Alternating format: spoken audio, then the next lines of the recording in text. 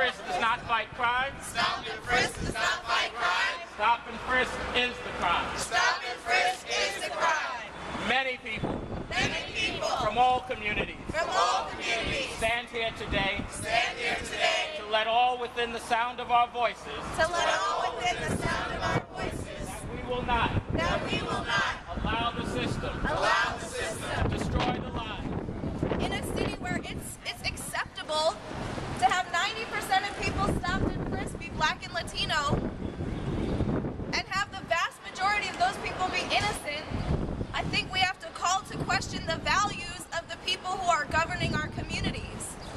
And I challenge us all as individuals and as a community to take the time to connect with our children, our young people, and encourage them to continue fighting for their ability to learn, help them to identify ways that they can find a passion and sources to exercise their energy, because they do not get it in these schools where they are assumed to be violent or criminals simply because the neighborhood is in. And stop and frisk is just another, pitfall or trap waiting for them as soon as they walk out of these gateways to prison we call schools. So I really encourage us all, in addition to fighting against these absurd and vicious policies that are seeking to absorb our children, we also have got to connect with our young people and find alternatives for them, because they are essentially being set up to feed and fuel the profits of people who have beds waiting for them in prisons, instead of having the opportunity like anyone else, any other young people, to learn and to grow and to prosper. And so the chant, Help her with the trend. stop and frisk, does not fight crime, Stop and frisk is the crime. All right. So we're asking for everyone to join with us in asking the Board of Corrections to implement minimum standards that will prevent the use of solitary confinement as a punishment and prevent it Dave's got our 2 posters for all young people, for all people with mental disabilities, to limit it drastically to 15 days, which is what the UN Special Rapporteur on Torture has said should be the limit for anybody. And we're also asking for people to support council members' bills that ask for at least some transparency from the Department of Corrections about what's happening in solitary. There was a city council hearing a couple weeks ago. They had no stats on the brutality that is perpetrated by correction officers on people in solitary. They had minimum.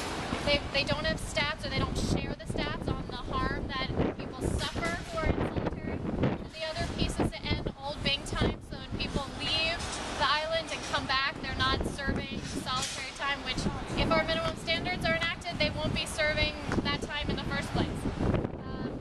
And the last piece is we even know that the racist and classist policies of policing lead to the racist and classist prison system, and we also know that even solitary people of color are overrepresented in solitary even once they're in prisons. Again, the racism continues, so we have to end solitary, we have to change the conditions, and we have to get rid of the whole system. So thanks for collaborating. I'm personally thrilled to be here. Thank you, Maggie. Oh, stop and frisk. Stop and frisk. Does not fight crime. Does not fight crime. Stop and frisk. Stop and frisk. Is the crime. Is the crime. All right. The Newburgh 4 case was a case that was called as a terrorist case of 4 African Americans who are all ex-offenders. When I look at Stop and Frisk, I look at the political, since I've been fighting this crime for my nephew.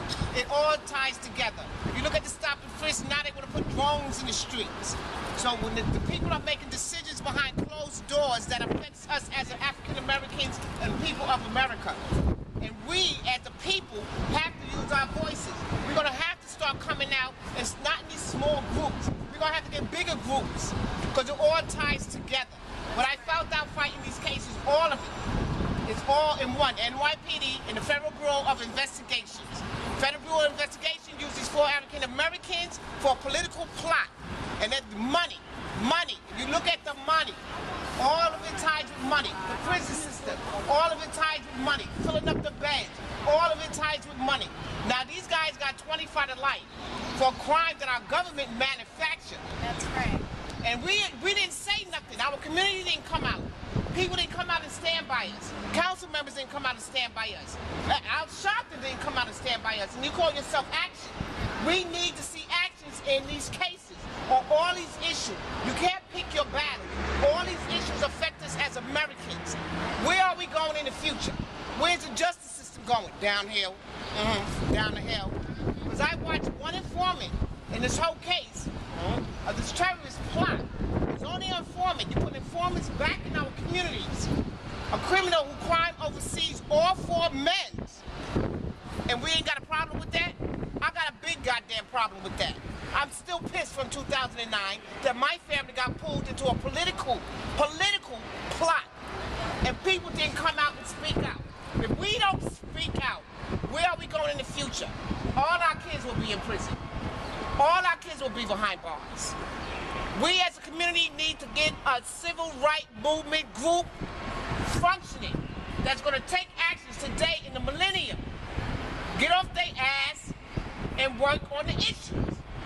Not working on the issues, we're going to see many in these courtrooms, many in prisons. And it's sad. We cannot choose and pick our battles. We have to come together as one, solidarity, and work together on all issues that affects communities of color. That's what I would like to see moving forward. That's right. All right. You know, us putting our issues to the side and working as one. Not only a Stop and Frisk, we did good. It's in the Jim Crow, and I just want to thank everybody for coming out and standing here in solidarity and doing this. I personally am out here because I feel I'm carrying on the tradition of an abolitionist, and I believe not only should this Stop and Frisk be banned and deemed unconstitutional, but the prison industrial complex itself should be abolished. The systems and policies that continue to keep communities like mine as open-air prisons should be abolished. The policies that support and foster things like poverty, homelessness in New York City should be abolished. This is a deep issue, and I mourn for the people in Boston, but the reality is that if this system doesn't change, there'll be actions that continue to plague all Americans, all of us, that will affect our children, that will affect our communities, and Boston is just basically a manifestation of this society or this community of America's inability to solve its problems, its inabilities to address equality in this nation, and that's just the reality. So I just thank all the folks for being here. I stand here as an abolitionist and believe that this system of profiteering and power should be abolished, and Stop and Frisk. Stop and Frisk. Does not fight crime. Does not fight crime. Stop and Frisk. Stop and Frisk. Is a crime. It is a crime. All right. I want to say, first of all, that on behalf of the campaign to end the new Jim Crow, thanks to Jack for coming out and support. And I know that like all your hard work is really, and that you're taking on Rikers. It's kind of like the belly of the beast in this city, and I think it's like really deserves to be called out and lifted up. So thank you for taking on this. I also just want to say I just got back from Memphis, Tennessee, very late last night, and I was there for the death penalty trial of someone I've been friends with for about 7 years. It's his third trial. They keep trying to reconvict him, and I just want to point out something that, and the jury is out, so I'm waiting any minute now to see if they're going to send him back to death row.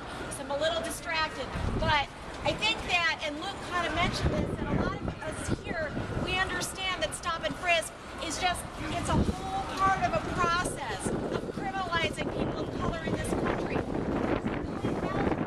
Thousands of millions of people behind bars, and how did they first get there? I mean, racial profiling, stopping and frisking, what happens in the back of a squad car in some cases ends up people in solitary, people on death row, people serving under three-strike sentences, the drug laws, and so on. It's a very intertwined, barbaric system, and I think it's so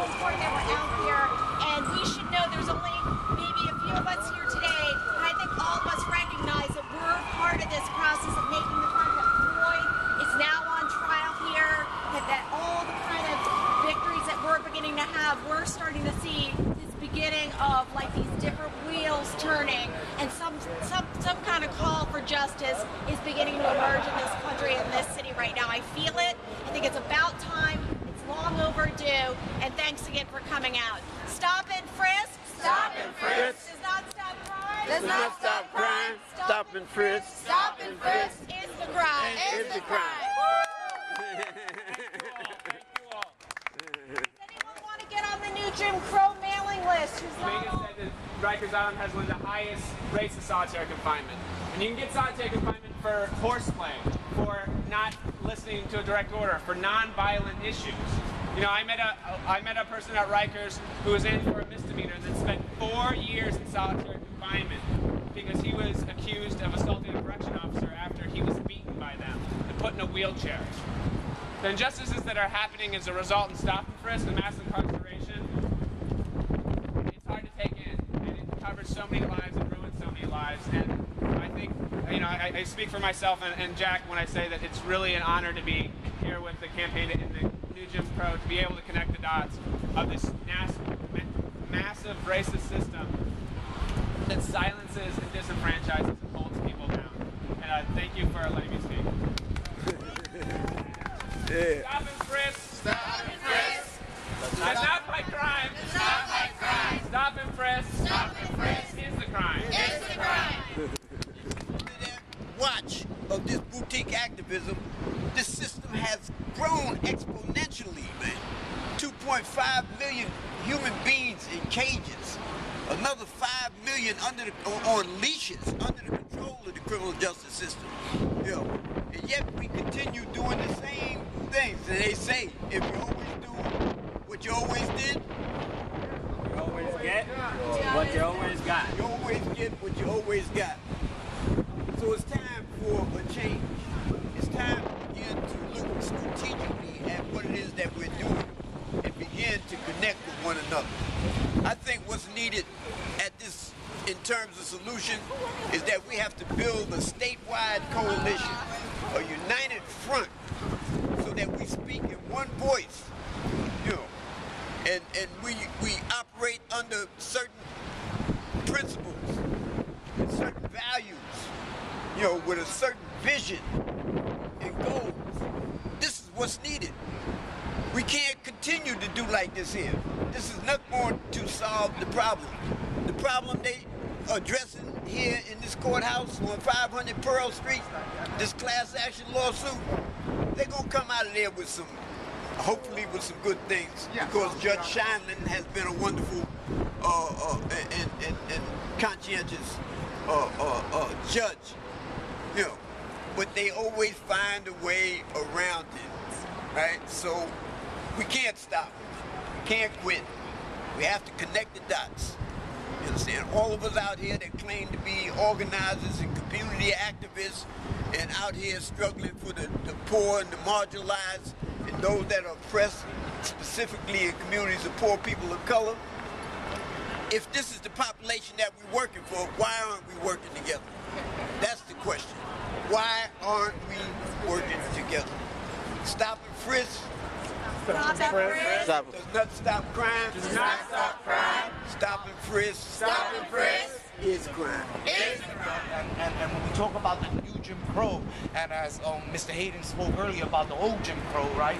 It sort of reminded me of like the Lynch letter, right? How we trained the slaves to sort of be the keepers of the slaves, right? Because when we look at Rikers Island, the majority of officers are black or Hispanic. And however, they continue to perpetrate the same actions that the white racist individuals used to back in the days, they continue to do it, right?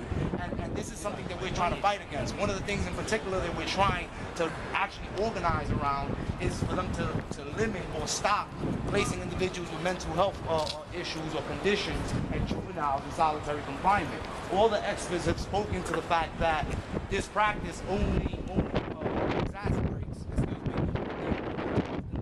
matter of fact, if you didn't have one going in, there's a likelihood that you're going to have one coming out, right? These are the things that all is showing. And now we have to realize that the individuals in Rikers Island, at least 95% of them, are going to return back into our communities, right?